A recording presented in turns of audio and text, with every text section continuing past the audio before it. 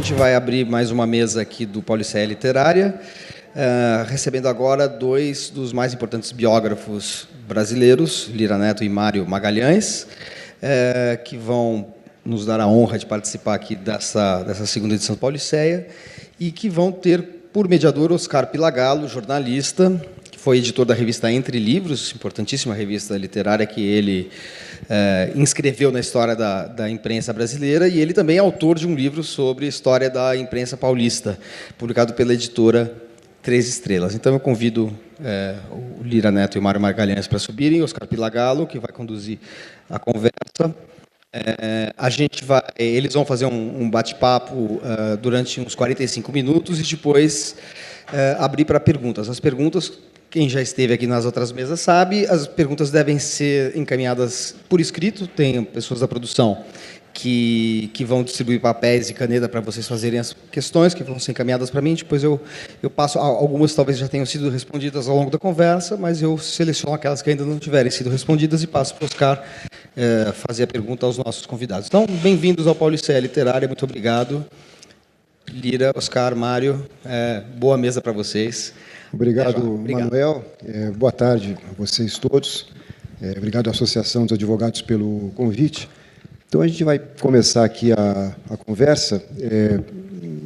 Os debatedores aqui dispensam maiores apresentações, mas só citando o Lira Neto, autor da biografia aclamada aí do Getúlio Vargas, em 3 volumes, além de vários outros trabalhos. Conversando recente agora com ele, antes de entrar, falando do livro sobre a Maísa, que ele escreveu, enfim, tantos outros que a gente vai ter oportunidade de falar aqui. E o Mário Magalhães, que fez um trabalho monumental, realmente, que é a biografia do Marighella, trabalho que saiu também pela Companhia das Letras, o do Lira também.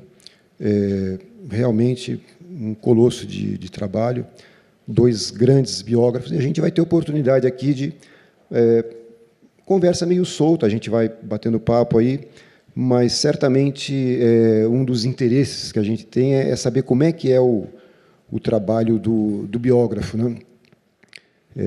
Estava conversando agora com o Lira, ele estava contando aqui que antes de começar uma nova biografia, tal, né, para mergulhar no assunto, entrar no clima, ele decora o escritório com várias peças, né, que remetem ao personagem que ele vai tratar, tal.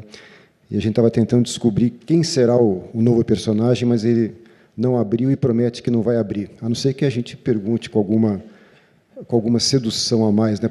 Porque, aliás, a arte, né, da entrevista, né, como eu estava lembrando aqui o Mário, é a sedução. Então, vamos tentar ser sedutores para ver se ele abre o objeto, né, o sujeito do próximo livro dele. Mas, Lira, talvez a gente possa, então, começar falando um pouquinho isso. Quer dizer, como é que é esse processo de montar uma biografia? Assim, quais são as etapas? Como é que é o seu método de trabalho? Uma coisa tão grande, quer dizer, é quase que assim, se um texto de jornal a gente compara a construção de uma capelinha, uma biografia dessa envergadura é como se fosse uma catedral, né, que você está construindo e, portanto, exige um planejamento, enfim, uma série de coisas, uma série de etapas que tem que ser cumpridas, tal. Como é que é esse seu trabalho? Bom, boa tarde a todos vocês, obrigado pela presença. Boa tarde, meu caro amigo Mário, Oscar, pessoas que eu quero muito bem, que respeito, que admiro profissionalmente. Sou leitor dos dois, né? Os dois têm livros maravilhosos. Olha, Oscar, é um pouco isso. O André, aqui, que está também na organização do evento, me entrevistou há poucos dias lá no meu escritório. Eu aluguei uma edícula da casa de um amigo, onde lá eu montei meu QG, e eu falei para ele que se alguém quiser saber com o que eu estou trabalhando, é só olhar em torno. Nesse momento, o André deu azar, eu ainda estava montando o escritório e não tinha ainda muitas pistas, apesar de ter uma pista que o olhar dele passou batido.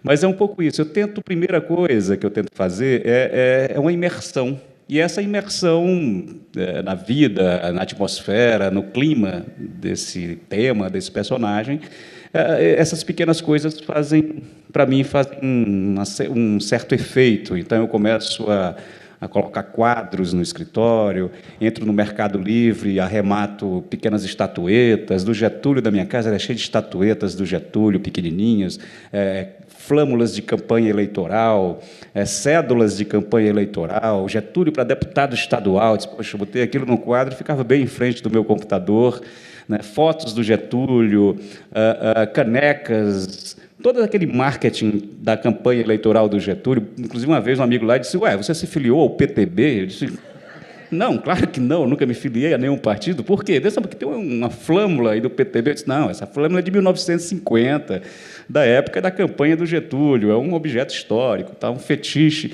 E a palavra é exatamente essa, fetiche, né? Então, esses fetiches fazem parte do universo. André, se você voltar amanhã no meu escritório, você vai descobrir sobre o que eu estou escrevendo, porque meu escritório já está devidamente... a cenografia já está devidamente estabelecida. Mas, antes disso, tem um processo que eu acho que é fundamental, né, que é de saber o que é que tem de bibliografia pré-existente sobre esse personagem, sobre esse tema. No caso do Getúlio, tinha uma montanha de coisas, né, porque Getúlio, sem dúvida nenhuma, é o personagem sobre quem mais já se escreveu, talvez, sem dúvida nenhuma, talvez não, sem dúvida nenhuma, o personagem sobre quem mais já se escreveu no Brasil.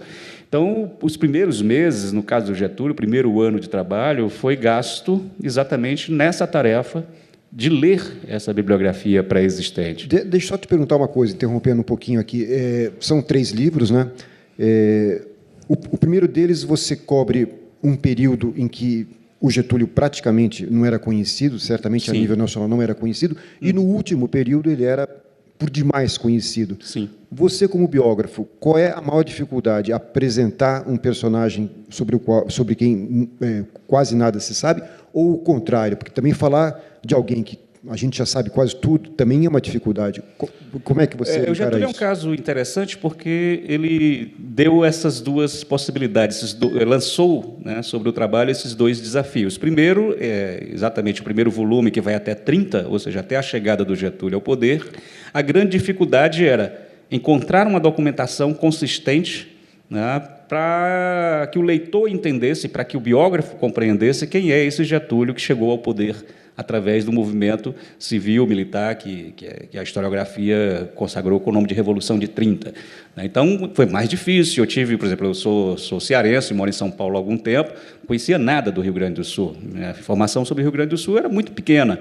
Então, tive que fazer, aí sim, esse trabalho de imersão no Rio Grande, em busca de fontes históricas, interlocuções com historiadores, com estudiosos, pesquisadores. Então, esse foi um grande desafio.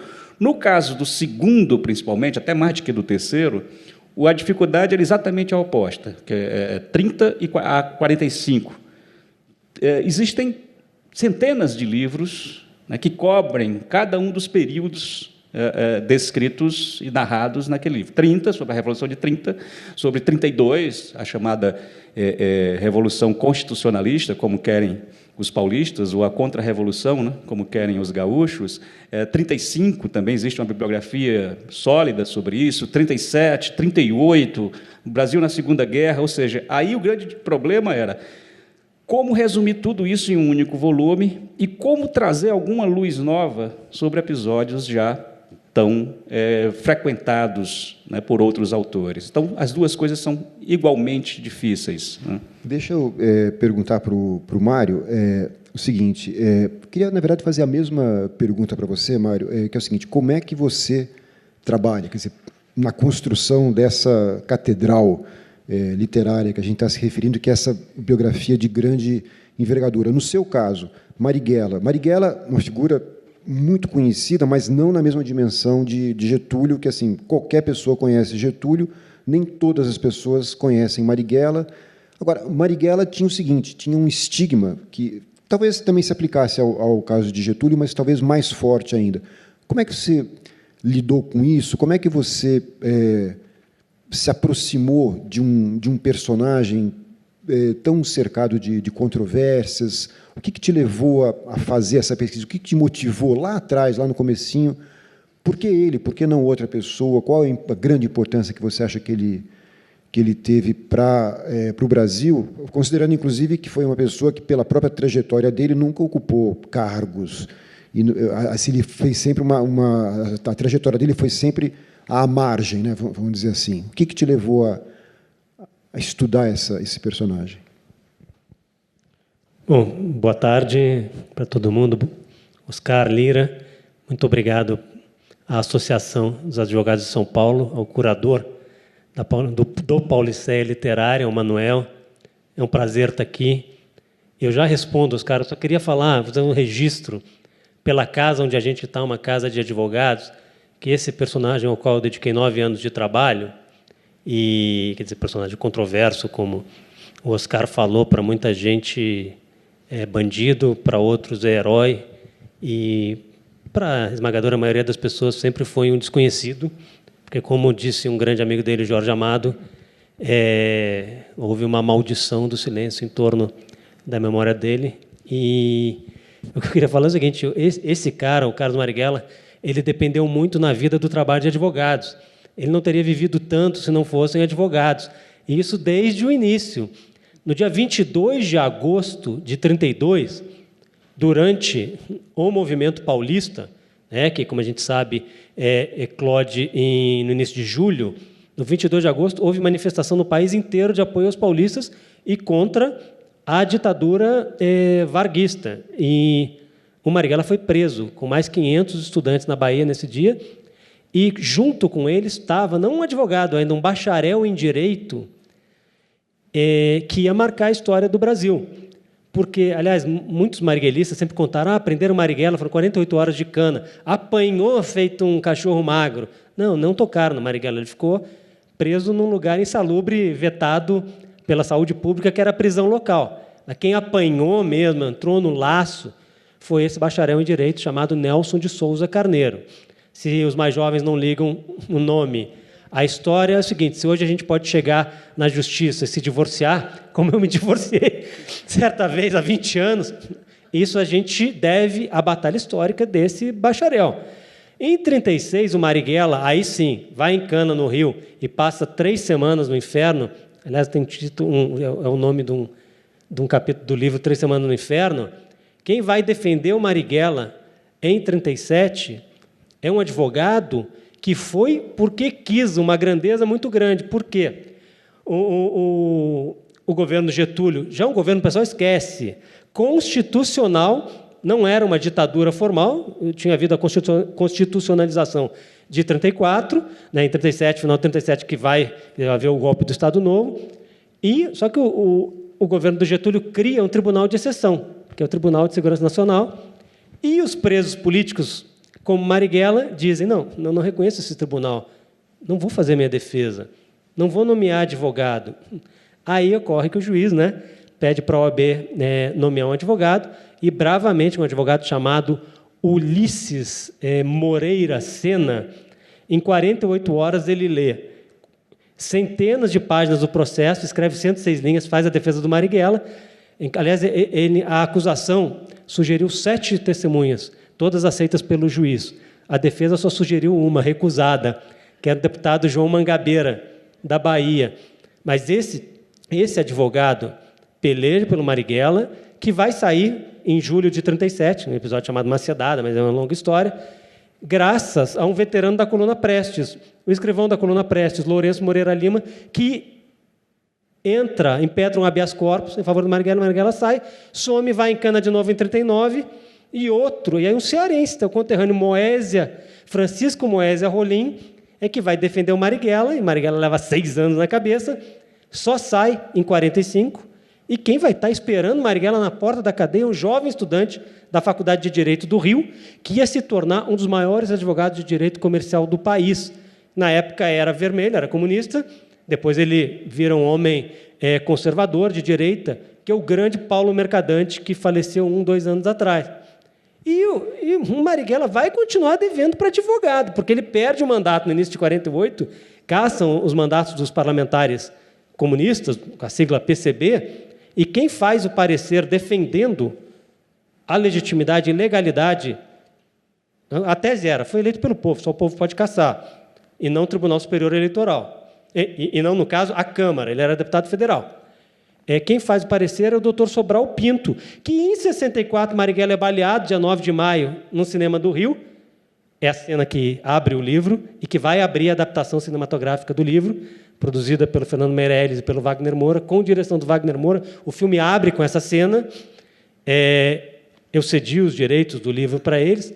E quem vai tirar o Marighella com habeas corpus em julho é o doutor Sobral, que tem um neto, que não foi o Guilherme Fiuza, meu amigo, é neto do doutor Sobral, ele não tinha um outro neto, guardou esse habeas corpus, que o processo, você sabe, o advogado sabe como é que é processo antigo, para a gente achar. Sumiu, e o doutor Sobral vai. A dona Clara, viúva do Marighella, recebeu, anos atrás, um presente, uma pasta, uma pessoa deixou para ela uma pasta, com a carta do Marighella para o doutor Sobral, depois o Marighella já foragido, ele sai dia 31 de julho de 64 da cadeia. Quanto eu lhe devo? O Sobral não cobrou nada. Esse era um homem santo, porque ele se guiava pelo preceito de Santo Agostinho. Qual é a maior lição de Santo Agostinho? Odiar o pecado e amar o pecador. Para o doutor Sobral, como negócio de comunismo, era um pecado sério. E ele vivia a defender comunista, né? E o doutor Sobral não cobrou nada, e em 68, Marighella vai para a capa da Veja, participa de um assalto de um carro pagador do Instituto de Previdência do Estado da Guanabara, em outubro, no Rio. Aí um advogado chamado Celso Sampaio Filho, ele defende o Marighella, e aí é preso. E o doutor Sobral é que vai defender. Quer dizer, para quem escreveu a história do Marighella, está numa casa de advogados, estou em casa. Oscar, é o seguinte, o que rende biografia? O Lira pode falar com muito mais autoridade, já que ele é biógrafo de vários personagens. Para mim, o que rende biografia é o seguinte, é um personagem cuja vida seja capaz de mexer com as pessoas. Eu não sou, o biógrafo não pode ser, em nenhuma hipótese, advogado do personagem e dos personagens, promotor e muito menos juiz.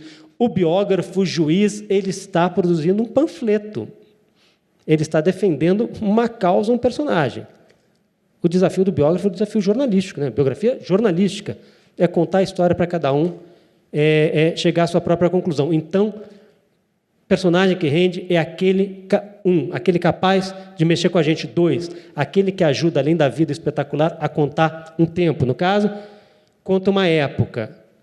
E 3, aí é o desafio do repórter, é a possibilidade de buscar informações relevantes para a história do Brasil e que nunca foram contadas, ou interpretar de maneira distinta, um novo olhar, do qual o Lira fala, passagens que são decisivas para a nossa vida e nunca foram contadas por um motivo ou por outro. Deixa eu levantar uma questão, que é a seguinte. Vocês dois são egressos do jornalismo, então... Sabe que o Lira foi ombudsman também? O Lira, certamente, lá... O Lira foi ombudsman... O Mário também. O Mário aqui na Folha de São Paulo e o Lira no jornal do Ceará, o Povo, né? Exatamente. Até uma experiência anterior da própria Folha, ou não? Foi simultânea, tá bom. Enfim, o que eu queria perguntar é o seguinte, numa biografia, eu imagino que a gente acaba cruzando com uma série de informações, porque, no caso, os dois trabalhos tinham sido precedidos por outras obras, tal, e com versões, ora cravando uma coisa, ora outra, tal, não sei o quê. Quer dizer, na medida em que você vai fazer um trabalho que se pretende, não definitivo, porque nada é definitivo, mas assim, que tenha alguma longevidade, assim, que tenha um valor que perdure por algum tempo, tal. Então, eu acho que quase que se coloca como uma obrigação a gente tentar esclarecer aspectos dessa vida, né, que foram tratados de maneira que o biógrafo hoje considera que não foi muito adequado, tal. Eu queria que você, Lira, falasse um pouco sobre esse desafio, porque no caso do Getúlio, também uma figura que inspira ódio, inspira amor. E, além disso, tem muita coisa que é factual, né, porque tem uma coisa que é o seguinte, a verdade factual. Isso está acima de preferências e ideologias, né, quer dizer, o factual. Eu queria saber o seguinte, o que você se deparou na história do Getúlio que você tivesse que, vamos dizer assim, cravar uma versão que fosse conflitante com versões anteriores que eram tidas como certas, tal. Lembro de um episódio que acho que no primeiro livro ainda, que é a questão do nome dele associado a um assassinato, ou, enfim, a uma coisa assim que meio que acabou colou na biografia dele e tal, e você esclarece. Como é que, até que ponto você tem que ter uma certeza absoluta assim para, vamos dizer assim, desmentir ou enfrentar uma versão anterior existente, assim? Como é que é esse trabalho todo? Se tem esse exemplo, talvez você possa lembrar de outros. Uhum. De fato, Oscar, é bom lembrar que nós somos jornalistas, que eu não me considero egresso do jornalismo, eu considero jornalista, eu sou repórter até agora, eu sou repórter até hoje, né? Só que eu não escrevo mais em jornais e revistas, eu escrevo em página de livro, mas eu sou repórter, minha profissão é repórter. Bom, por isso é que depois dessa fase inicial que eu me referi antes, ou seja, de consumir essa bibliografia, né, pré-existente, começa a fase que, particularmente, é a fase que eu mais gosto, né, que é a fase de em busca das fontes primárias, em busca de documentos, em busca de cartas, no caso do Getúlio, alguns processos judiciais, alguns inquéritos policiais, exatamente para tentar esclarecer algumas lacunas, algumas zonas que ainda não estão devidamente exploradas ou foram exploradas de uma forma um tanto quanto rápida. E você lembra o caso do assassinato? Vou falar rapidamente sobre isso, porque tem um outro momento que eu acho que é também até mais significativo. Bem, quando eu estava na pesquisa, lá no Rio Grande do Sul, eu li duas teses de duas doutoras em História, duas teses de doutorado, em que se referia ao episódio ocorrido em 1920, no interior do Rio Grande do Sul, um assassinato. Essas duas historiadoras usavam esse caso como uma verdade factual de que o Getúlio Vargas, aos 40 anos, teria assassinado um índio no interior do Rio Grande do Sul. Bom, pelo menos dois outros autores tinham tratado desse tema, né? Além de todos os estudos que existiam em torno disso, ou tratando como verdade. O filho do Getúlio escreveu um livro, o Lutero, um dos filhos do Getúlio, Lutero Vargas, dizendo o seguinte: lá em casa se contava que existia no Rio Grande do Sul, naquele tempo, o outro Getúlio Vargas, e que ele, sim, é que tinha sido o criminoso, o assassino do índio. Era um caso de homonímia, ponto. Sem nenhuma documentação, ele faz essa afirmação. Outros autores foram no mesmo caminho e disseram, olha, era um caso de homonímia, o Lutero explicou. Bom, eu não posso me contentar só com essa afirmação do filho, né? E não posso também simplesmente reproduzir a informação que as professoras, ou que as historiadoras, ou que outros livros utilizavam como se o fato fosse verdade. Mesmo porque a fonte original da informação era o Carlos Lacerda. Então, logicamente, não era uma fonte confiável. Essa informação foi publicada na tribuna da imprensa do Lacerda, na crise de agosto de 54, ou seja, ali naquela tensão, e o Lacerda publicou: Getúlio era criminoso desde jovem, né? E aí citou, utilizando um relatório do secretário do Interior do Rio Grande do Sul à época, em que dizia, né, falava do tal assassinato do índio Tibúrcio, e que o Getúlio Dornelles Vargas tinha sido preso, mas tinha fugido, né, provavelmente com a cumplicidade da polícia. Com base nessa informação, nesse relatório, o Lacerda estampou como manchete. Bom, se há um crime, há um inquérito, um processo, em algum lugar, ele vai ter que existir. Então, o que eu faço? Bom, o Lutero defende a tese da homonímia, outros tantos defendem a tese de que foi o Getúlio que matou, baseados no Lacerda. Vamos ao Rio Grande do Sul e vamos encontrar esse processo, né? Então, onde ocorreu o crime? Tal cidade. Fui na cidade, Procurei em todos os arquivos jurídicos, tal, também em Porto Alegre, não encontrei. Aí disse, poxa, mas será que essa cidade, nesse tempo, já era essa cidade? Não era, era uma outra cidade que tinha se desmembrada de outra. E nessa cidade, aí sim, eu localizei o processo, que tinha lá réu Getúlio Dornelles Vargas, vítima Tibúrcio Fong. Eu tirei cópia do processo, trouxe para casa, e quando eu lia, eu disse, poxa vida, peguei o velhinho. O velhinho matou o índio. Até liguei para o Fernando Moraes e disse, Fernando Moraes, o Getúlio matou o índio. Né? E ele disse, é mesmo? Vou ler para você os trechos. Aí, lendo, ele disse, aí o Fernando, puxa vida, é verdade, cara, pegou o velho. Mas tem aquela coisa que o Mário já deve ter sentido, qualquer jornalista, você deve ter sentido, a história da intuição. Né? Diz, tem alguma coisa que nessa história não tá bem contada. Né? As testemunhas oculares do crime sempre se referiram ao Getúlio como, nos depoimentos, como, então, o rapaz, então, aquele moço. Eu disse, espera aí, não está batendo coisa com coisa. Isso, o Getúlio já tinha 40 anos, já era deputado. Então, ninguém ia chamar uma autoridade, um parlamentar, de rapaz, de moço. Tem algo errado. Nessa data, onde estava o Getúlio?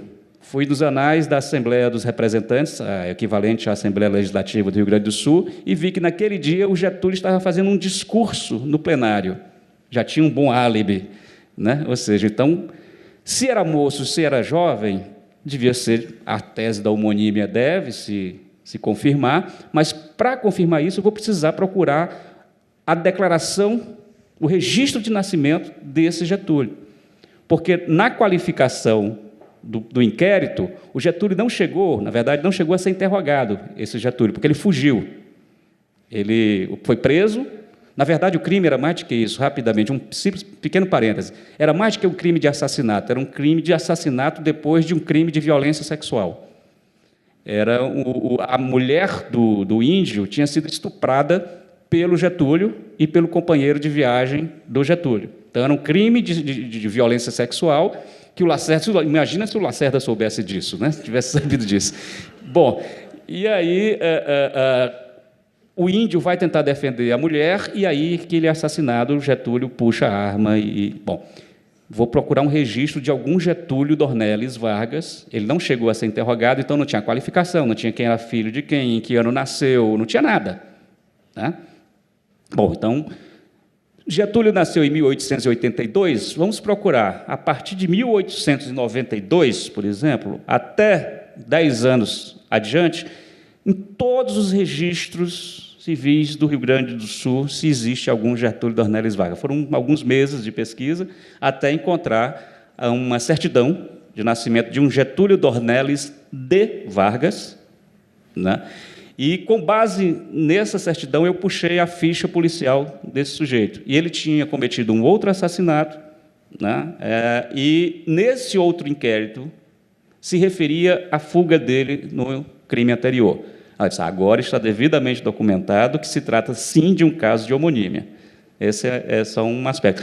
Rapidinho, tem uma coisa que eu acho também interessante nos 3 livros, é que no último volume traz um conjunto de cartas, praticamente 1/3 do 3º volume é baseado, tem a coluna vertebral dele baseada nessas cartas, que são 1960 e tantas cartas trocadas entre o Getúlio e a Alzira, filha dele, no tempo em que ele tinha sido derrubado, em 45, até o retorno dele ao poder em 50. Se você pegar qualquer livro sobre Getúlio, biográfico ou não, 45 a 50 se resume no máximo a 2 ou 3 páginas, quando muito. Quando não, a 2 ou 3 parágrafos.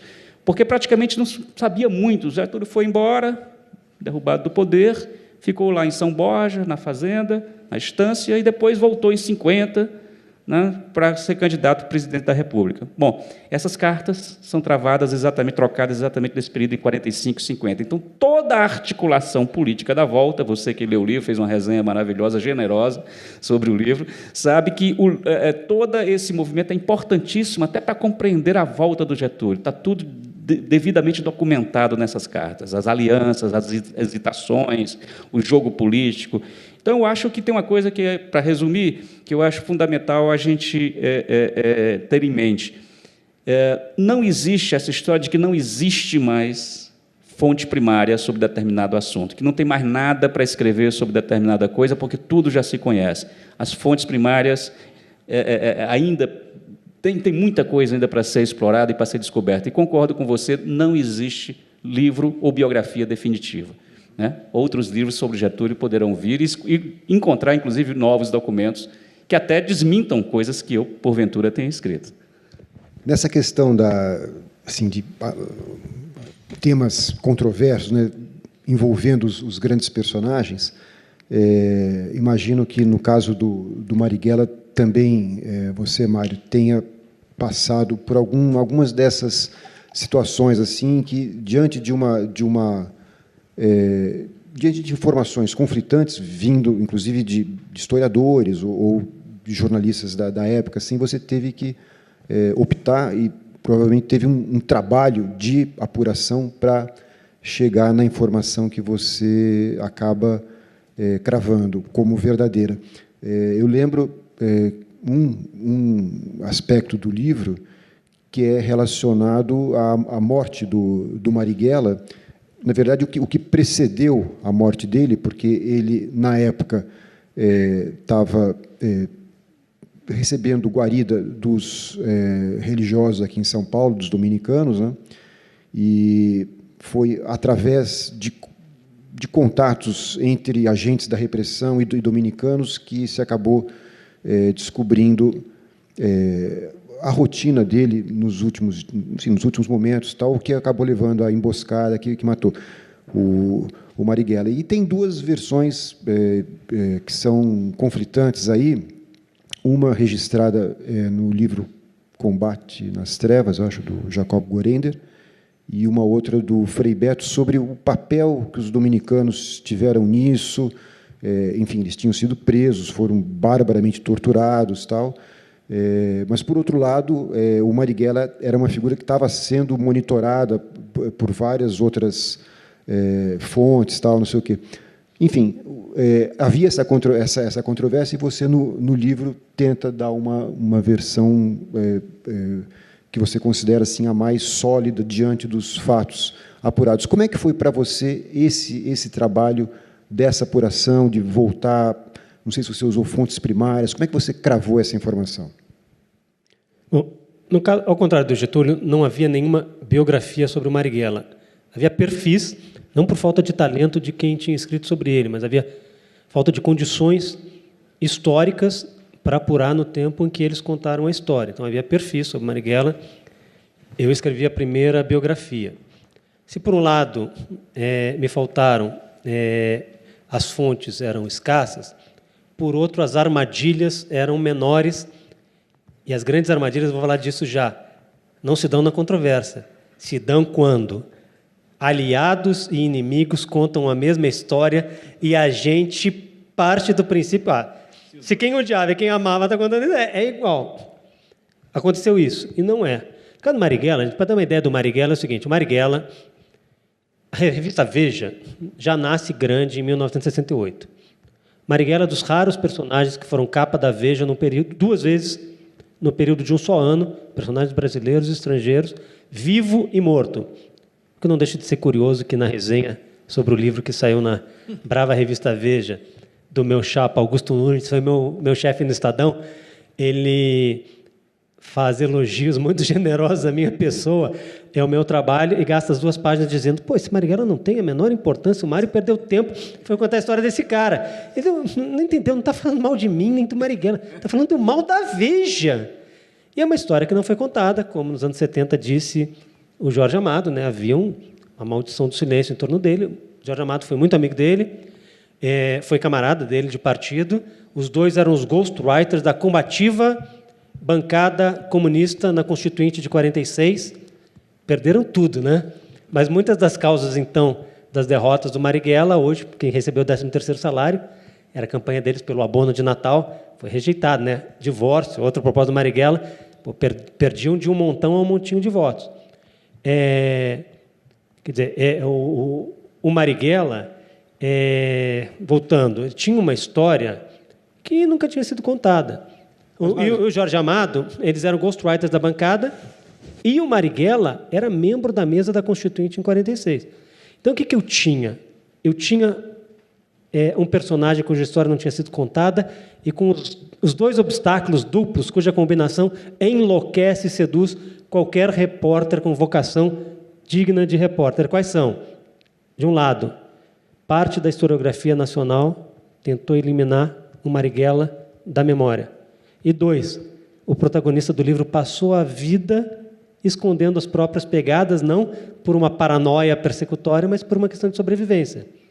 Então, era muito complicado apurar. Por isso esse livro é resultado de 9 anos de trabalho, dos quais 5 anos e 9 meses em regime de dedicação exclusiva, de mais ou menos 70 mil páginas de documentos oriundos de 32 arquivos públicos e privados da Rússia, da República Tcheca, dos Estados Unidos, do Paraguai e do Brasil, da entrevista com 256 pessoas, vários desses entrevistados em várias sessões, mais de 1.000 horas gravadas e transcritas, de uma bibliografia de 600 títulos, incluindo a biografia do Getúlio, de autoria do Lira, e tem, ao fim, porque eu não vou fazer aquela maldade das notinhas ali no pé de página, ao fim do livro, tem 2.580 notas sobre fontes, é uma coisa que eu acho de ombudsman, cabeça de ombudsman. O leitor tem que saber, tem o direito de saber de onde saiu uma informação relevante ou importante do livro. Porque, senão, tem que ter aquele pacto, tem que acreditar. Aí eu digo, Marighella baleado em 64, o sangue escorre na boca, ele sente o gosto adocicado, né? Ah, meu amigo, a minha mãe é espírita. Poderia ter conversado com o Marighella. Eu não conversei com o Marighella. Pô, de onde saiu tal informação? A informação está no livro. Então, como eu digo, é patarado. Mas tem 90 páginas lá no fim, se alguém quiser onde saiu, as informações estão lá. E aí, Oscar, a questão da apuração, a gente sabe, tem coisas que valem meia frase, mas foram anos de apuração. Por exemplo, Marighella, filho de italiano. Qual é a data em que o pai dele chegou? Porque eu descrevo a chegada do pai dele em Salvador, um italiano. O pessoal vive escrevendo aí um italiano siciliano. Olha, o cara era da Emília-Romanha, terra renascentista. Você fala para um cara da Emília-Romanha que ele era de terra de mafioso. O pai do Marighella deve se mexer no túmulo. Muito bem. Eu descrevo quando ele chega, qual era a temperatura em Salvador e qual era o vento que fez ele sentir um frescor maior para enganar o calor.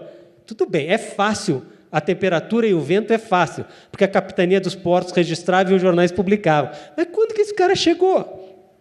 Está lá, nos registros do porto, em 1907, num 4 de novembro. Eu acredito em coincidências, então é uma coincidência. O primogênito dos 8 filhos vai ser morto, 62 anos, num 4 de novembro. Chegou no 4 de novembro de 1907, no navio Santos, que é o mesmo navio que, quando teve o levante comunista em Natal, chamada Intentona Comunista, ficaram presos vários membros do governo, o mesmo navio. São coincidências. Isso aí, gente, é meia frase. Foram anos para achar isso. Foram anos para achar, por exemplo, quando eu digo o repórter, o biógrafo, não é partidário. Tanto que eu adoro quando um fã do Marighella diz que adorou o livro, e tem muitas pessoas que odeiam o Marighella e citam o livro. Está aqui. Por exemplo, sempre se falou que o Partido Comunista, durante muito tempo, levava dinheiro em troca de apoio eleitoral. Muito bem. Eu fui ralar nos meus 256 entrevistados. Quase 50 já morreram agora. Como eu digo sempre, eu não sou pé frio. Marighella nasceu em 11, eram octogenários, nonagenários, e que viveram a tempo de contar suas histórias. Eu vou descobrir. Em São Paulo, o governador Adhemar de Barros, em troca de apoio eleitoral para o PCB, dava dinheiro. Sabem quem recebia esse dinheiro? Carlos Marighella. Onde? Na casa, na minha opinião, Niemeyer era muito amigo do Marighella, mas de outro amigo, Vila Nova Artigas, arquiteto que preferia linhas retas, ao contrário do Niemeyer, embora a obra mais conhecida sejam as curvas do Morumbi. Ia pegar o dinheiro lá. E, para quem não sabe, quer dizer, que todo mundo sabe, né? A expressão rouba, mas faz, não é de um ex-prefeito, governador, não surgiu, é do tempo do Adhemar de Barros, como eu conto sempre aqui pertinho no Teatro Municipal, está no livro. Tudo que eu falei está no livro, até os advogados. No Teatro Municipal estava o Adhemar de Barros, né? Nesse bolso aqui nunca entrou um tostão de dinheiro público. Aí o gaiato lá atrás, calça nova, hein, governador? Eles pegavam dinheiro, uma espécie de mensalinho, mas conto também documentado que até o imposto de renda do Marighella, eu acabei achando que ele dava. Essa coisa, esses deputados do PT vivem tendo matéria, pô, não querem mais dar 10% para o PT. Os deputados do Partido Comunista davam 90%. 90% do Marighella morava num quarto. Ele era membro da mesa da Constituinte, que representava muito mais a elite do que representa hoje. Gente, a Constituinte de 46 e a Câmara dos Deputados em 47 não tinham um representante mulher, uma mulher. E o Marighella não perdia um dia para lamentar. Primeiro, ele denunciava, né, o preconceito de gênero, nem se usava essa expressão na época. E segundo, porque o Marighella veio ao mundo para fazer revolução e também para amar e ser amado, como o livro conta. Mas aí, chegando nas duas, quer dizer, 2 episódios em que a armadilha da versão comum está pronta para derrubar quem vai contar a história. Uma delas é a seguinte: os comunistas são caçados numa sessão da Câmara dos Deputados de 8 de janeiro de 48. Juracy Magalhães, que na Bahia tinha jurado quebrar, era um interventor, governador, tinha jurado Marighella, foi de arma, inclusive, fora lacaios de Stalin.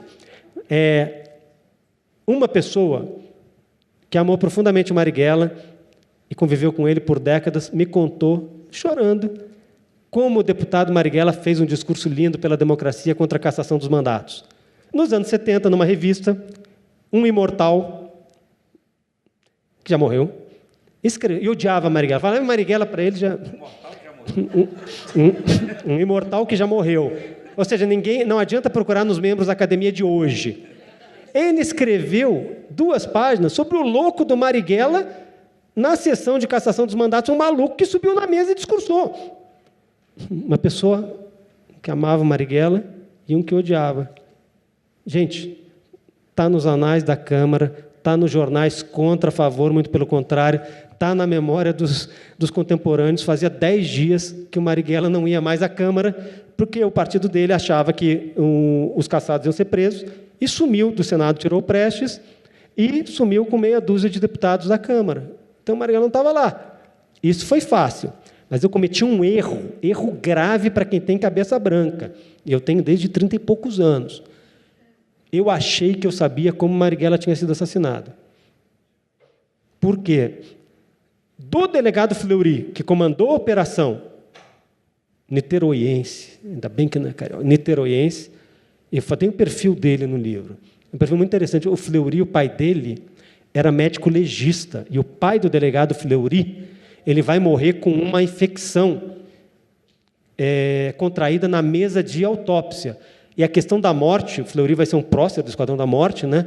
A questão da morte vai marcar a vida do Fleury, bom, até ele próprio morrer. Mas, muito bem, do Fleury, no relatório da morte do Marighella, aos livros que você citou, de pessoas admiráveis, como o professor Gorender, meu entrevistado, e como Frei Beto, e até falei para ele que diz que esta biografia definitiva do Marighella, não há biografia, não há reportagem definitiva, isso não existe. Eles diziam que o Marighella tinha puxado seu revólver 32 para reagir aos tiros quando se viu cercado.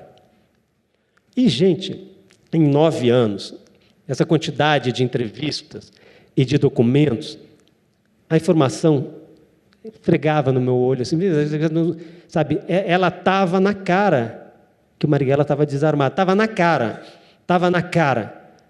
Mas quando eu comecei a apuração, eu achei que eu sabia como o Marighella tinha morrido. Até fiz coisas. Por exemplo, a Comissão Nacional da Verdade fez um laudo da morte do Marighella dizendo que ele estava dentro do carro. Eu sabia disso, mas eu fiz com um laser e com um Fusca igual. Tem colecionador no meu prédio. Eu botei um cara do tamanho do Marighella, um cara do tamanho de quem atirou no Marighella, tira chamado Tralli. Eu sabia que era dentro, mas eu achava que ele estava armado. Quando o primeiro a levantar a hipótese dele estar desarmado foi o advogado, já me defendeu, não sei se já defendeu, Luiz Francisco Carvalho Filho, na Comissão de Mortes e Desaparecidos, criada no governo Fernando Henrique. Ele diz, olha, não tem prova de que ele tivesse armado. Aí eu cheguei e descobri que ele estava, com todas as provas, eu acrescentei várias, que ele estava desarmado. Por quê? Como é que eu tive certeza? Eu fui o primeiro a entrevistar os matadores dele. Não o Fleury e o Tralli, que já tinham morrido. Mas eu entrevistei. E numa casa na periferia aqui de São Paulo, de um dos torturadores dos frades, hoje é um homem muito, muito rico, era um agente do DOPS, um homem muito rico, mas cujo prazer realmente está em ter uma biboca que vara a madrugada funcionando. Eu passei uma madrugada com ele, ele foi para perto do aparelho de som, tinha show ao vivo na casa, porque não dá para gravar, o som mata qualquer gravação escondida. E ele começou, não, porque o Marighella estava desarmado. Eu falei, não, estava armado. Ele, não, estava desarmado, eu estava com 32. Não, 32, cano curto, modelo tal, se vacilar eu tinha um número de série do revólver de cabeça. E ele não estava, não estava. Eu bati boca com o tira, até que ele bateu. Porra, não estava, eu estou te dizendo, como é que o senhor sabe? Porra, quem entrevistou o Marighella estrebuchando fui eu. E a gente não acreditava, que a gente achou que ele tivesse armado. E aí eu refiz a rota com os tiras que estavam lá e todos falaram a mesma coisa. Aquilo foi inventado. Inventado, a arma. Mas qual a questão de estar armado ou não, quer dizer, bom, é importante, porque a gente não escreve ensaio biográfico, não escreve tese, a gente tem que contar os fatos, encadeá-los da maneira mais sedutora possível e, obviamente, de modo escrupuloso. Mas era uma questão importante, eles terem matado um homem desarmado. E eu só me salvei, ia ser um erro gravíssimo, eu só me salvei porque os matadores dele me chamaram a atenção. Porque... Bom, acho que a gente começa a falar e não para aqui. Mas, deixa eu usar uma expressão que você usou agora mesmo, que é contar os fatos de uma maneira sedutora, né? Estamos aqui num evento que, enfim, é chamado, né, Pauliceia Literária, tal. Estamos falando de não ficção. No entanto, quando você chega na última fase, né, de um trabalho enorme de investigação, tal, você vai escrever. Essa é a fase final, que, em geral, consome bem menos tempo do que a fase de apuração, como a gente pôde perceber pelos dois relatos agora, né? No entanto, quer dizer, essa é a interface que a gente vai ter com o leitor. Quer dizer, o leitor ele não sabe dos 9 anos que o Mário ficou penando aí. Ele vai ler o resultado da mesma maneira que os leitores do Lira. Então, queria perguntar para vocês dois, começando pelo Lira, isso, quer dizer, como é que a gente pode definir o trabalho literário, porque não deixa de ser literário, numa obra que é uma obra de não ficção? E queria, inclusive, jogar uma tese aí, que é a seguinte, quer dizer, na medida em que hoje boa parte da ficção apostou numa quebra proposital da narrativa, por uma questão que vem dos tempos do modernismo e tal, o relato biográfico ele acaba ocupando um espaço literário que, sei lá, talvez pertencesse ao romance russo do século XIX e tal, quando você realmente tinha uma narrativa. A diferença é que essa narrativa corresponde aos fatos. Lira, como é que você encara essa questão? Pois é, eu acho que eu não diria uma tese, eu nem sequer chega a ser uma simples hipótese, mas eu concordo, eu diria que é um palpite, né? E concordando exatamente nisso que você está falando. Eu acho que as possibilidades do romance contemporâneo, inclusive de implosão da própria narrativa, pode ter deixado o leitor um tanto quanto órfão, né, da narrativa tradicional, com todas as aspas. E há uma tendência de alguns colegas, não só no Brasil, isso até é um modismo importado, de falar num certo jornalismo literário, Eu não gosto dessa expressão, eu tenho uma certa reserva. Né? A Companhia das Letras tem uma belíssima coleção, inclusive, de jornalismo literário. A coleção é ótima, eu só não gosto do título da coleção, porque eu não gosto da ideia de que o substantivo jornalismo precisa de um adjetivo literário para dar a esse substantivo um certo ar de nobreza que supostamente faltaria ao jornalismo em si. Então, eu compreendo que é jornalismo, ponto. É jornalismo feito com profundidade e com um cuidado que, infelizmente, o cotidiano diário de um ofício de redação não permite, dentro de uma redação de jornal. Então, o trato com o texto. Eu reescrevo muito, Oscar. Já falei isso algumas vezes, eu reescrevo muito cada parágrafo. Né? Não no sentido de enfeitar o texto, de tornar o texto literário. Muito pelo contrário, eu reescrevo para limpar o texto de qualquer tentação de fazer literatura. Porque, se eu fosse tentar fazer literatura, eu iria acabar fazendo literatice. O que também acaba sendo uma opção estética. Acaba sendo uma opção estética. Então, o que é que acontece? O texto de não-ficção, a biografia, é claro que ela pede emprestado alguns signos, alguns elementos, alguns artifícios, alguns recursos do texto literário. Em que sentido? Não no sentido de ficcionalizar, não no sentido de deixar que a imaginação ocupe as lacunas deixadas pelas deficiências de uma apuração. Não? Mas no sentido de que, por exemplo, o tempo. O texto literário tem um tempo como um dos seus elementos básicos. Então, na biografia, eu me permito fazer isso, trabalhar a pulsação desse tempo, às vezes encurtando esse tempo, às vezes ampliando esse tempo, provocando possíveis suspenses, ou seja, eu não conto tudo de imediato, eu planto ganchos para prender o leitor para o capítulo seguinte, uma técnica herdada dos velhos folhetins do século XIX, né, que as telenovelas capturaram e que eu procuro trabalhar nos meus livros. Outra coisa que eu utilizo de forma muito pensada e muito planejada é que cada capítulo, quem lê os meus livros deve perceber isso, né? Não estou contando nenhuma grande novidade, mas cada capítulo inicia-se com uma cena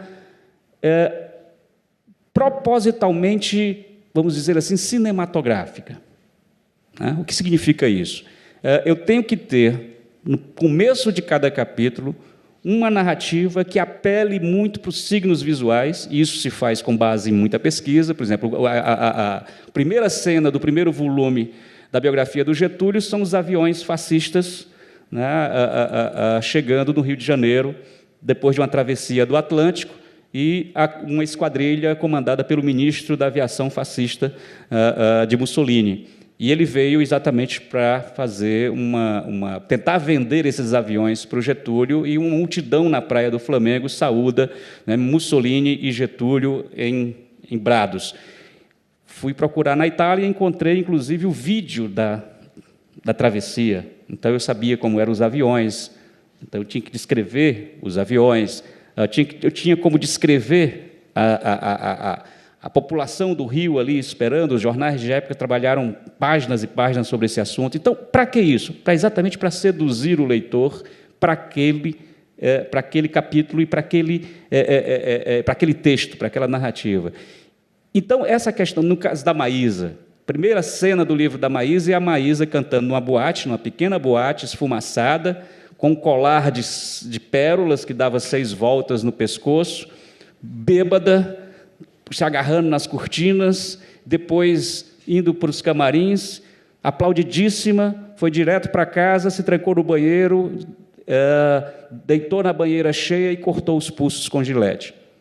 Né? Eu precisei entrar nesse banheiro, eu precisava entrar no banheiro, precisava saber como é que eram os azulejos do banheiro. Então, eu fui ao prédio, o apartamento da Maísa já tinha sido reformado, mas eu precisei saber se naquele prédio ainda tinha algum apartamento que tinha os ladrilhos originais do banheiro. Tinha, então eu tinha condições de descrever esses ladrilhos, fotos do show, que tinha lá o colar de pérolas, a cor do vestido, tinha tudo. Então, assim, essas imagens servem para o leitor né, visualizar a cena, entrar nela, e aí você, depois que você fez com que o leitor entrasse na cena, é só não perdê-lo mais. É só fazer com que a narrativa, né, seduza esse leitor, né, ao longo do capítulo e dos capítulos seguintes. O que você está comentando me lembra, inclusive, uma vez que o Rui Castro, numa palestra, ele estava se referindo ao Chega de Saudade, e aí ele contou que, sei lá, depois de 100 páginas que ele já tinha escrito, ele resolveu que ele ia, tipo, recomeçar. Por quê? Ele falou o seguinte: eu estava salvando no texto, que é uma expressão que se usa muito no jornalismo, assim, quer dizer, você tem uma apuração insuficiente, mas você escreve bem, como é o caso dele e tal, e então ele começou a salvar no texto. Aí ele percebeu que os buracos estavam ficando evidentes, tal, porque não tinha a apuração que ele considerava que era adequada. E aí ele, então, praticamente jogou fora isso e recomeçou o trabalho. Você me permite uma frase? Eu aprendi desde cedo, como jornalista, no cotidiano das redações, que se você vai para a rua em busca de uma matéria e que se você volta da rua e tudo aquilo que você apurou coube no texto, a tua apuração está uma porcaria. Né? Porque você apurou muito pouco. Tem muita coisa que tem que ficar de fora. Né? Tem que ficar muita coisa de fora, porque senão a tua apuração não foi boa, não foi perfeita. É isso aí. Mário, no seu caso, como é que você usa esses artifícios que são da literatura para prender o leitor? Porque depois de uma apuração de 9 anos, você não vai perder o leitor porque você vai meter uma maçaroca de informação lá, porque aí o que adianta? Quer dizer, o registro está lá, os historiadores vão ler, mas você vai perder o público.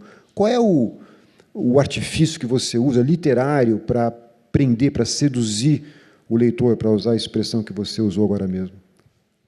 Usar os instrumentos clássicos do romance, com uma diferença que não é secundária. Tudo é verdade. Aí, se você conta as histórias que os romances contam, você vai contar amor, você vai contar paixão, você vai contar aventura. No caso de uma biografia de um militante político, você vai contar ideias, você vai ter suspense, você pode ter terror, você vai ter muito mistério. E quando o personagem ajuda...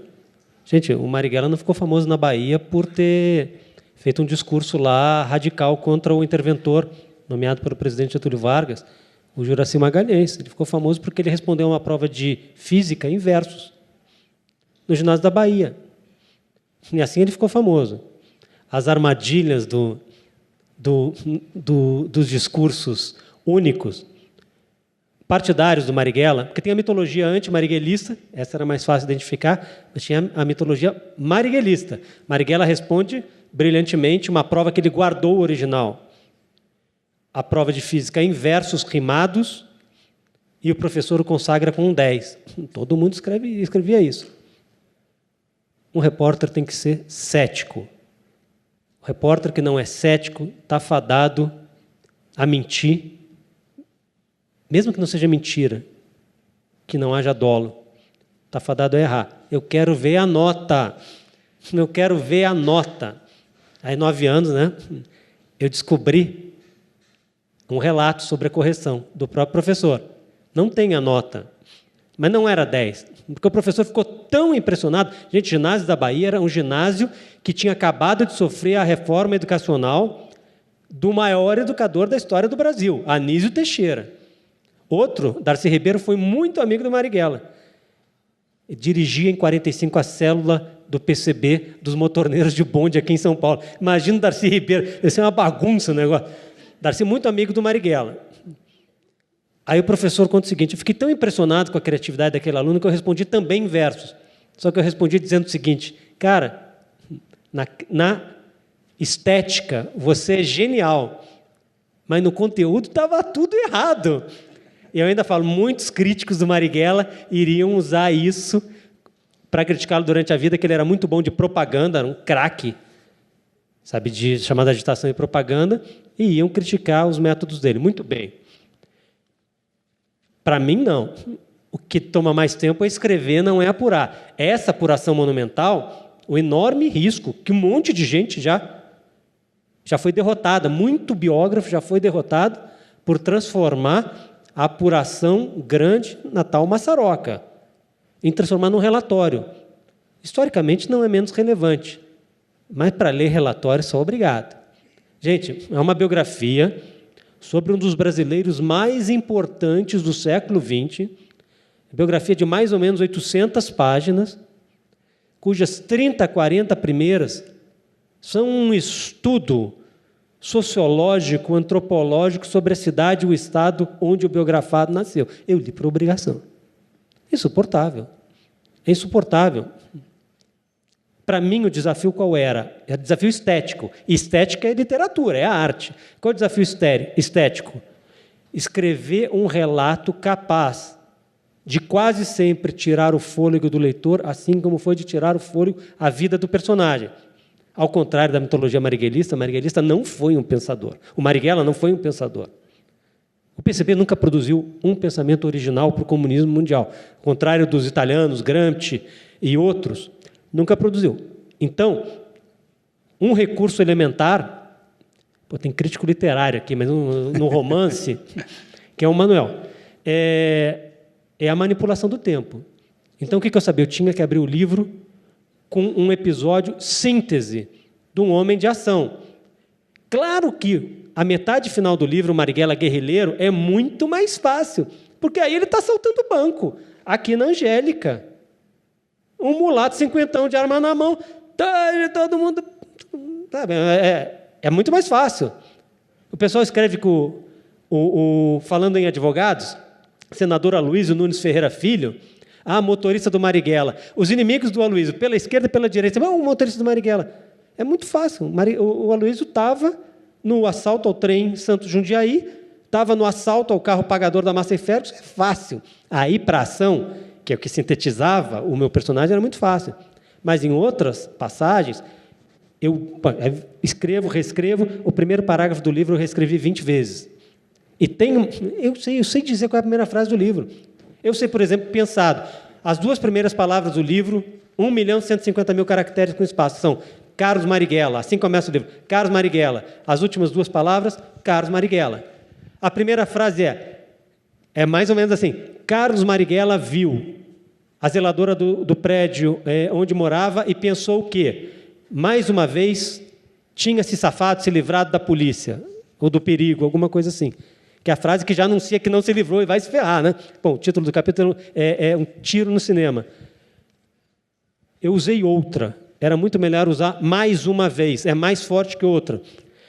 Mas nos vais e vens, já tinha a palavra mais no primeiro parágrafo. Não tem problema repetir palavra. Mas quando se busca um efeito retórico ou estilístico, literário. Mas eu não queria botar o mais, botei outra.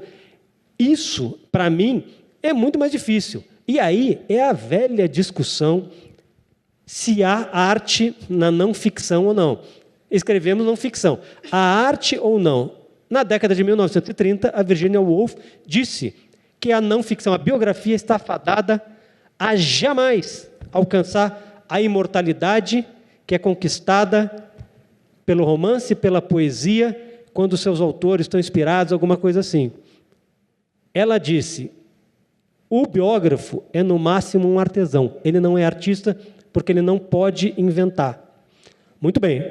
Por esse aspecto, está certo.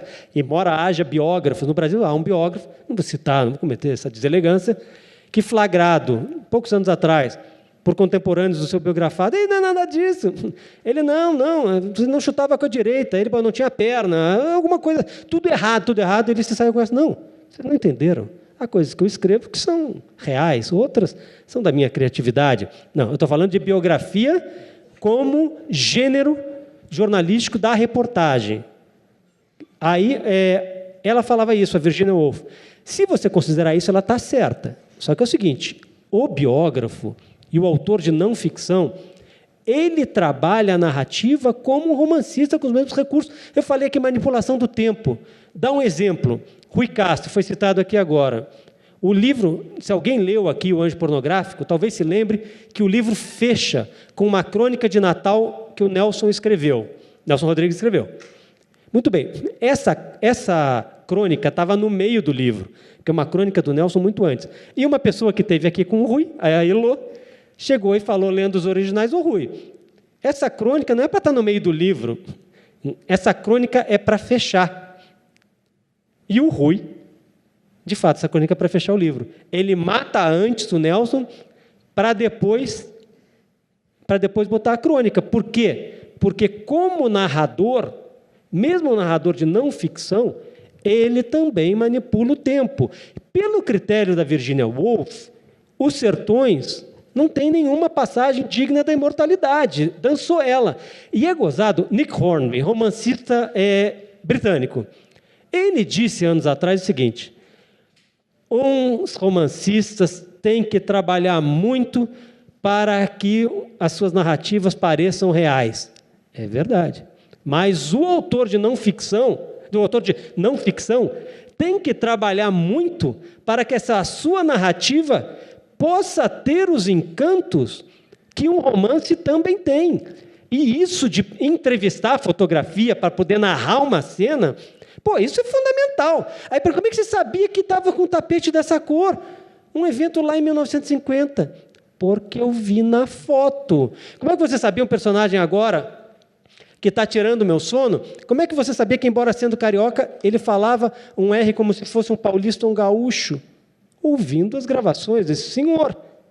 Então, e a coisa da não ficção. A não ficção, as pessoas adoram perguntar para autores de não ficção: por que você não faz um romance? Gente, com as figuras de carne e osso que existem na nossa história, sabe? Nessa galeria da história, para a gente reconstituir as vidas, contar suas vidas, para que inventar? E o encanto da não ficção é tamanho que todo filme que pode não perde a viagem para botar no início, baseado em fatos reais. Por exemplo, agora o filme que vai marcar a estreia do Wagner, no Pablo Escobar, o Wagner como diretor de longa-metragem, um filme de ficção. Mas é óbvio que é um filme que abre em 64, o filme começa em 64 e acaba em 69. É o Marighella Guerrilheiro. Mas é óbvio que tem tanta matéria-prima que você pode, na ficção, você inventa um personagem para ligar núcleos. É legítimo, é ficção. Sabe, você pega 3 personagens e transforma num. Mas o que a gente tem, as histórias que a gente tem para contar, histórias de inveja, ciúme, paixão, está cheio de personagem aí. E aí é o seguinte, como eu digo, biógrafo não é laudatório, não tem que fazer relato laudatório. Por exemplo, Marighella, eu falei do mensalinho que o PCB recebia, né, para apoiar político corrupto. Tem coisas assim. O Marighella era um homem à frente do tempo dele. Ele, o balanço dele, deputado, era uma coisa incrível. Só que foi ele que expulsou aqui em São Paulo, em 1979, do Partido Comunista, uma das mulheres mais fascinantes que o Brasil conheceu, chamada Patrícia Galvão Apagu, numa resolução do partido, que é uma vergonha. Nunca ninguém sabia quem tinha escrito aquela resolução. Por A mais B está aprovado, foi Marighella. A questão é a seguinte, a resolução dizia que ela foi expulsa por ser uma trotskista e tal, e por causa dos seus degenerados hábitos sexuais. Gente, uma mulher que tinha ido para a cama com um inimigo para obter informação por ordem do partido, foi expulsa assim, tem que contar. E aí, quando a gente fala que o personagem... a gente não vai escrever história de personagens sem graça. Ainda esse ano me propôs, quer escrever a biografia de tal cidadão? Eu falei, não, por quê? Porque um homem que perde a virgindade aos 36 anos, eu não vou ter o que contar. Não viveu amores, sabe? Viveu poucos amores, não me encanta. O Marighella, a vida desse homem, quer dizer, a vida amorosa, é uma coisa fantástica, assim. Você fica, às vezes, pensando como é que as pessoas, né, tantas mulheres, caiu na lábia desse cara, mas aí os amigos falavam, não, bonito ele não era, né, mas se deixasse falar... Bom, em síntese, Oscar, o que eu acho é o seguinte, Lira, eu não fico chateado com o jornalismo literário, embora eu não diga que eu faça jornalismo literário, nunca fiz nem vou fazer. Por quê? Porque o jornalismo contado com a narrativa encantadora, feito a do romance, pode ser também literatura. E eu não achava isso até o ano passado, quando me convidaram para uma palestra, e aí fui ler a Virginia Woolf, Nick Hornby, esse pessoal, e revisitar a Passagens Imortais, para fechar, que é do Lira, do primeiro livro do Getúlio, que a Virginia Woolf que foi, além de, quer dizer, ela era uma escritora, uma grande crítica literária, ela dizia que jamais guardaria a imortalidade própria da obra dos romancistas e poetas. O que sintetiza o Getúlio no primeiro volume do Lira não é a política gaúcha, gaudéria, e eu me diverti muito, morei dos 9 aos 19 anos no Rio Grande do Sul, muito divertido, mas não, é a história do Getúlio subindo na árvore e ficando, né? Que sem vergonha, ficando lá para ver como é que a coisa ia evoluir, para então tomar uma atitude, né? Esse Getúlio Vargas depois seria presidente da República, da polícia comandada por um gangster de nome Filinto Miller, e que torturou por 3 semanas consecutivas esse baiano chamado Carlos Marighella. Gente, a gente está chegando já perto do final. Eu queria fazer algumas perguntas aqui que vieram aqui do público aqui. Se a gente for um pouquinho mais rápido, só para dar tempo de falar mais do que uma aqui. Marcos Fontes perguntando o seguinte: quais as referências literárias? Pergunto para vocês dois. Começa o Lira. Referências literárias e 2 biografias que você considera imperdíveis. Bom, minhas referências literárias são lá da juventude, né? Eu até já disse num videozinho gravado pelo pessoal da Paulicéia Literária. Na minha juventude, eu consumi muito a literatura norte-americana do século XX, né? Principalmente aqueles autores que hoje a gente considera os mais malditos, os marginais, geração beat. Isso aí fez parte um pouco, povoou o meu imaginário. 2 biografias, rapidinho, sem pestanejar. Chateau, do Fernando, um livro fundamental, uma obra-prima. Vou fazer uma médiazinha. E Marighella, sabe? Mário. Bom, agora devolve, por favor. Meu autor predileto brasileiro é o Graciliano Ramos, pela magreza do texto, né? Magro como era o Graciliano, um pau de vira-tripa. Morreu de câncer no pulmão, fumante, né? Chorou, dias antes de morrer, chorou com a morte do Stalin. Muito bem, Graciliano. Na América Latina, Mário Vargas Llosa. Sobretudo um livro que não tem o tamanho, acho que deveria ter, que é de reconhecimento, que é Tia Júlia e o Escrevinhador. Gabriel Garcia Marques. Estrangeiro, acho que o Balzac. Adoro o Balzac. É coisa, até por conta de um livro que eu estou preparando, fui reler agora, é encantador. E a minha entrevista para o Paulicéia Literária, cito escritores da sua geração que você admira, só citei um. É o Lira. Eu não disse mais que o Lira é mais velho, né? 1 ano, eu acho. Mas citei Lira. E os 2 grandes mestres da biografia brasileira são Rui Castro e Fernando Moraes. A abertura de Chateau, o primeiro parágrafo de Chateau, é um dos maiores momentos da história da literatura brasileira. É o Chateau pelado, com a filha Terezoca pelada, perto de uns índios, e o Fernando descreve com seios gordos, seios flácidos, tapando o umbigo, e ele delirando. Um amigo meu, você tem que ser rápido, chegou e falou: esse teu amigo Fernando Moraes, trabalhei na pesquisa do Chateau, vários anos. Tinha 22, 23 anos. Esse teu amigo Fernando Moraes é o maior cascateiro. Parei no primeiro parágrafo. Como é que ele sabia aquele cara morrendo? Eu falei, o cara estava tendo uma trombose em 60, né? O cara morreu em 68, Chateau. É que nem o Marighella e o sangue escorrendo e tal. Ele sobreviveu e contou, sentiu o sangue adocicado.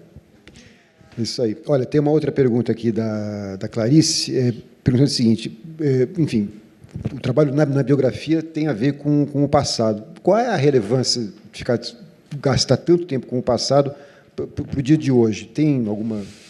Olha, é quase um chavão, né?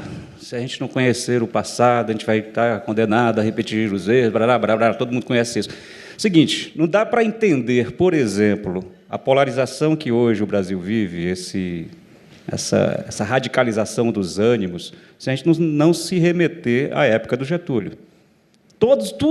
Boa parte do que se discute hoje no Brasil, né, essa discussão foi posta já nos anos 50. Tamanho do Estado. O Estado deve ser gestor ou um Estado mínimo? A relação entre capital e trabalho. Deve-se deixar que o mercado regule ou precisa de uma regulação através de uma legislação sólida a favor do lado mais fraco? A questão das estatais. A Petrobras deveria ser ou não uma empresa de monopólio estatal, como queria o Getúlio, ou seria capital aberto, como queria o DN. Ou seja, tudo isso ainda está na pauta do dia. E, para a gente entender o Brasil hoje, a gente vai ter que entender isso. Não foi à toa que a Companhia das Letras, quando lançou o primeiro volume do Getúlio, de forma muito precisa, eu acho, colocou lá num anúncio, era assim: leia Getúlio e entenda o Brasil. Para entender o Brasil de hoje, se a gente não lembrar que essas polarizações, inclusive os moralismos seletivos, as denúncias de corrupção, tudo isso começa lá em 50. Então, não dá para entender e não dá para se posicionar nesses lados, inclusive, hoje tão extremados. Eu estou muito... Desculpa, eu vou falar mais 30 segundos. Eu estou muito preocupado porque parece que agora virou briga de quermesse, né? Ou virou Partido Vermelho ou virou Partido Azul. Então, assim, eu não vejo ninguém tentando trabalhar com argumentos. Eu vejo uns xingando uns de petralhas, outros de coxinha. Eu vejo uns xingando uns de corruptos, coniventes com a corrupção, outros de golpistas. Me parece que está faltando um pouco de conhecimento histórico, até por isso. Então, Clarice? Clarice, não é perder tempo com o passado, é tentar entender, inclusive, como é que nós chegamos aqui e como é que a gente vai sair deste buraco. Mário, no caso do Marighella, voltando à pergunta da Clarice, ele está inscrito num passado ou a história dele tem alguma coisa a ver com o que se passa no Brasil hoje? A figura dele, de alguma maneira, é importante para a compreensão do Brasil de hoje? No caso do Marighella, ele nunca foi tão amado e odiado como hoje, por causa da radicalização do país, nem na época em que ele e os seus companheiros estavam empenhados na luta armada. Vai para Cuba, cara. Ele foi para Cuba. Ele foi para Cuba e, inclusive, foi acompanhado. Ninguém sabia, de uma mãe de santo. Ele foi para Cuba. Eu a entrevistei antes dela morrer. Uma baiana linda, ex-cunhada dele.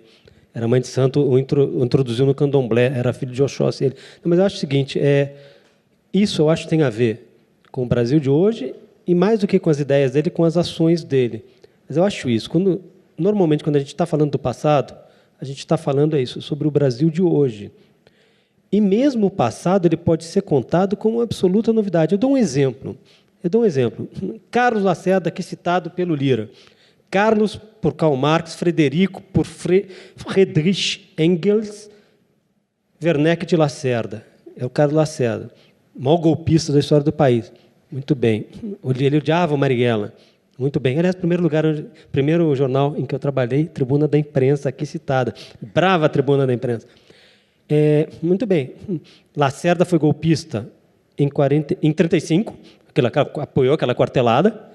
Ele foi golpista em 1945, era a ditadura, derrubada por um golpe. Ele foi golpista em 1954. Ele foi golpista, sobretudo, no fim de 1955, quando defendia um regime de exceção para o presidente eleito Juscelino Kubitschek não assumir. Ele foi golpista na crise de 61, foi golpista em 64, e é isso que se conta de Carlos Lacerda. Muito bem. Quantos meses se passaram para Carlos Lacerda se tornar um dos mais combativos militantes contra a ditadura instaurada no Brasil em abril de 64? O homem que, ao seu estilo, falou do nosso marechal cearense: o presidente Castelo Branco é mais feio por dentro do que por fora. E isso, vendo uma fotografia do Castelo, é de uma ofensa, é tão duro. E não se conta a história do Carlos Lacerda durante 13 anos, lutando contra a ditadura. Ele não pegou em arma? Não pegou. Mas ele foi para Montevidéu se encontrar com um homem que ele foi, cuja derrubada teve a contribuição decisiva dele, Carlos Lacerda. As histórias não se contam, gente. A Comissão Nacional da Verdade investigou as mortes do João Goulart e do Juscelino Kubitschek. Desconfio que ambas mortes de causas naturais. João Goulart, sobretudo. Presidente da República, ele infartou 2 vezes. Né? O médico dele, o maior cirurgião cardíaco da história do país, Dr. Zerbini, falou para ele: não vá nesse comício na Central do Brasil, o senhor vai morrer. Então, tudo bem. Investigou essas 2 mortes ocorridas em 76. E não fez uma diligência para conhecer, provavelmente por morte por razões naturais, mas não fez uma diligência para saber como que em 3, 4 dias um homem saudável como Carlos Lacerda pegou uma infecção e morreu de repente, enquanto a CIA, no início de 76, produzia documentos especulando sobre a possibilidade do governo brasileiro de matar velhos inimigos, inclusive no exterior. Quer dizer, eu acho o seguinte, eu acho importante lembrar o Carlos Lacerda. Carlos Lacerda era um terror, gente. É aquele Getúlio não pode ser candidato. Se candidato, não pode chegar até a eleição. Se chegar até a eleição, se ganhar, não pode tomar posse. Se tomar posse, tem que ser derrubado. Essas coisas. Mas o pior é contra o Juscelino. O pior é contra o Juscelino. Regime de exceção. Ele era contra a eleição, né? Ele era contra a eleição por causa... Ele dizia publicamente, é porque o pessoal do Getúlio vai ganhar por causa da comoção popular. Ele dizia isso. Mas, sabe, isso tem que ser contado, Carlos Lacerda, mas tem que ser contado também as histórias de quem, contra presidentes da República ou derrotados que não tinham recebido um só voto popular, almejam, no tapetão, ser presidente e tal. Agora, só uma dúvida. Você falou em vermelhos e azuis. Eu não vejo mais vermelho aí na política nacional, não. Eu acho que tudo é uma coisa tão misturada, apesar da radicalização. Né? Cadê os vermelhos? Eram esses aqui. E olha que o Marighella foi a favor, inicialmente está no livro, da Petrobras, com capital privado e capital estrangeiro privado. Os comunistas eram a favor da Petrobras não estatal. Depois foi mudando. Oscar, me dá 1 minuto. O Mário está falando demais, Mário, por favor. Não, é porque essa história da Petrobras tem uma historinha que eu acho muito interessante para definir o Getúlio. Né? O Getúlio, quando mandou o projeto da Petrobras para o Congresso, ele chamou o Tancredo e disse, olha, está aqui o projeto que nós vamos mandar para o Congresso. E aí o Tancredo disse, mas, presidente, eu não estou entendendo nada. O senhor está colocando aqui no projeto capital aberto e capital internacional. É justamente o contrário do que a gente defende. E o Getúlio, com aquela sabedoria política, né, disse, mas, Tancredo, é assim que a gente tem que mandar para o Congresso. Porque se a gente mandar prevendo o monopólio estatal, eles não vão aprovar. Vão dizer que nós estamos querendo implantar um antro de corrupção.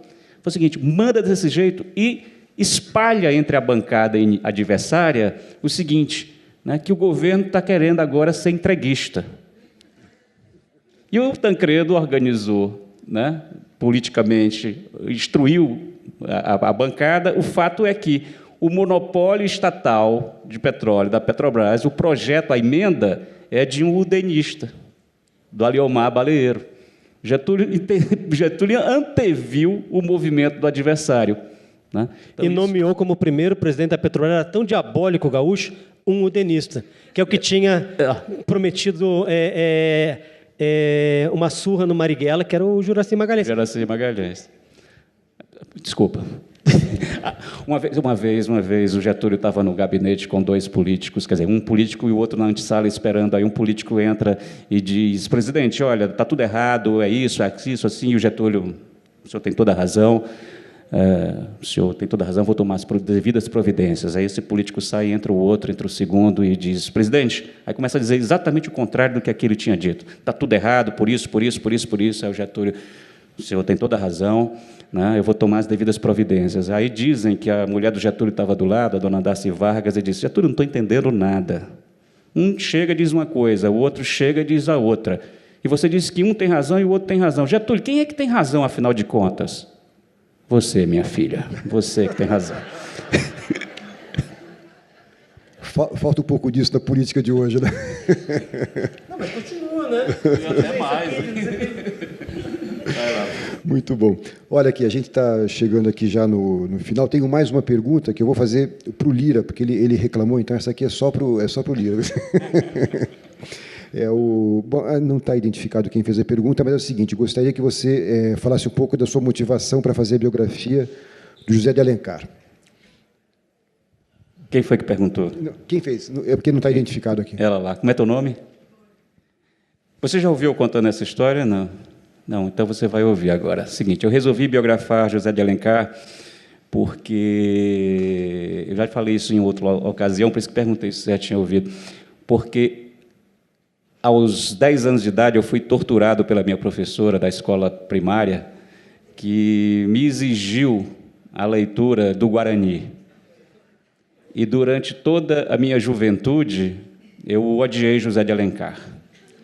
Detestava José de Alencar, mas não era um ódiozinho, não, era um ódio visceral por aquele sujeito, meu conterrâneo, né, que eu detestava porque achava o sujeito mais chato, e aquele livro que eu fiz de conta que li, né, para preencher a famigerada ficha de leitura.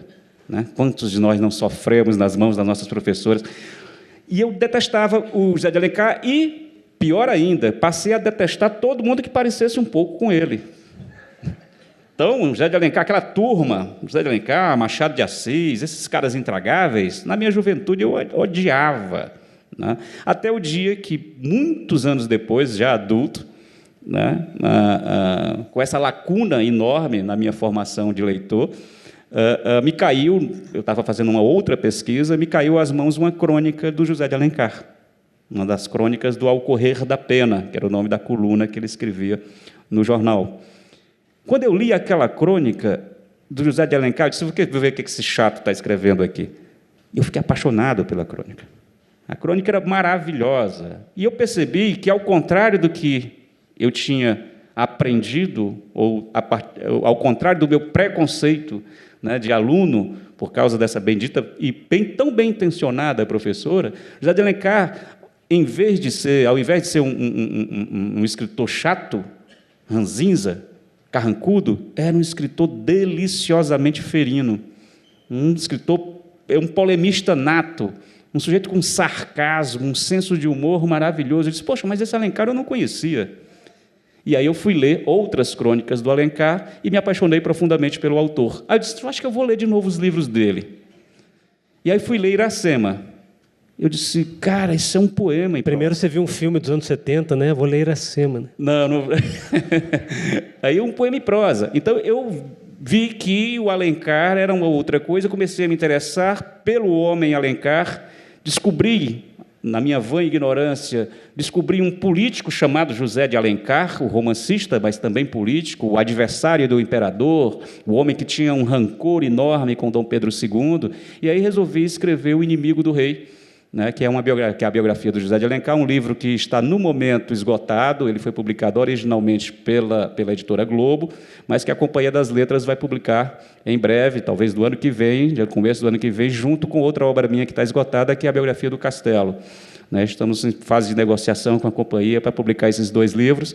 E o Inimigo do Rei tem um subtítulo que remete, inclusive, aos folhetins do século XIX. Se eu ver se eu consigo lembrar, porque é um subtítulo extenso. O Inimigo do Rei, uma biografia de José de Alencar, ou a mirabolante aventura de um romancista que colecionava desafetos, azucrinava Dom Pedro II e acabou inventando o Brasil. Né? Porque eu trabalho exatamente com esse projeto que José de Alencar tinha, muito consciente, de inaugurar o conceito de nacionalidade e o conceito de Brasil entre nós. Ele foi um pioneiro nesse sentido. Nas cartas que ele escrevia para os seus amigos, ele dizia, nós precisamos inventar a literatura nacional, nós precisamos inventar o teatro nacional, nós precisamos inventar o Brasil.